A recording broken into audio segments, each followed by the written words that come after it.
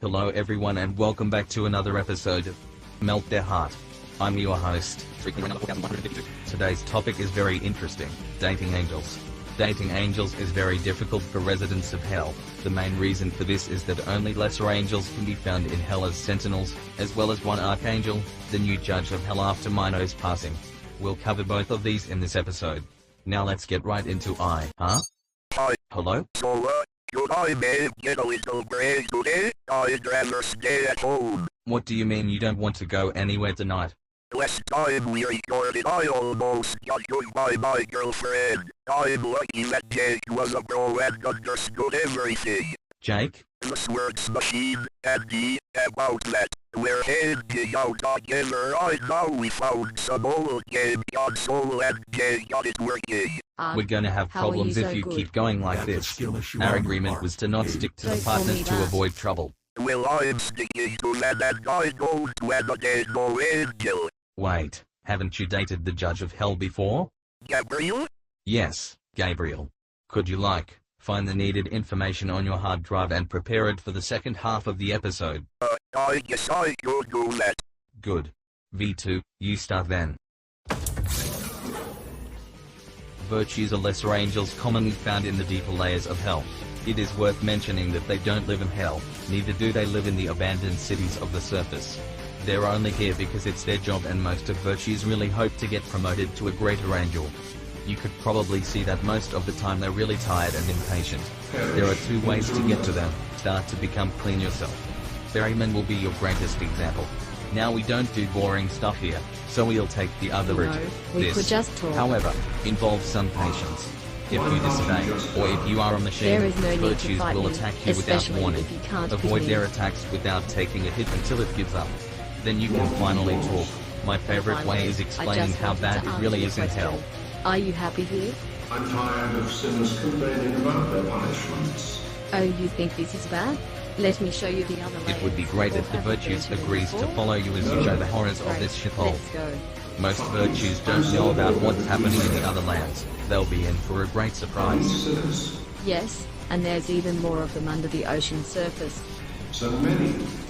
Was someone really waiting for salvation? Limbo doesn't seem that bad, but the psychological torture is even worse than physical. That's terrible, actually. Offer an You try to escape hit from the their boring drone and I'll routine. use my whiplash to move it. Got it. Ready?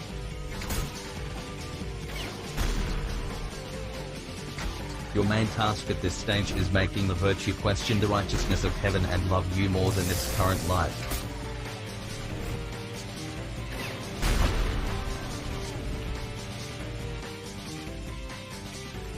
Are you sure you don't need help with the puzzle? No. Quick, blast that sentry before it kills someone. Back to dust you go. And you too. Oh. Now, you should actually be careful. See, angels love using something called the Father's Light. If any of the greater angels knows about your little romance, the light will be removed from the virtue and it will shortly die after. There is no way to reverse this as far as I know. Thankfully, no one really cares that much about virtues nowadays. I've heard there's something going on in heaven after the disappearance of God. Anyway, if the virtue starts spending most of its time in hell, then its light may start to corrupt. I believe this only happens if the soul's will isn't strong enough. How strange. This is called the fallen angel phenomenon. If this happens, the virtue's access to heaven will be denied. What happened? I think you lost your access to heaven. Am I? No. It's all your fault. No, it's not. You chose this path, and now you're stuck with me. You wanted this. You're right. Want to see what I can do now? Yeah, sure. I'll show you those pillars of light, but not having to aim with them is great. Hell energy blasts. Wow, you truly are a fallen angel now. Stuck with you now. I see this as an absolute win. Though if it has come to this, that angel is probably already in love with you. Okay, V1, are you ready? I guess so. The first thing you do when getting an archangel is beat him up as hard as possible. Are you sure? If you Professor Dominance, don't let him leave alone. If he calls you an insignificant thug, it means that he can't believe what just happened. Can't let him get away. Hold on, you really think you were going to get away with this? But we're going out to dinner. What? Take him straight to some fancy restaurant. He's such a romantic guy, honestly. You're actually doing it? He told me about the council and how they will be very disappointed in him.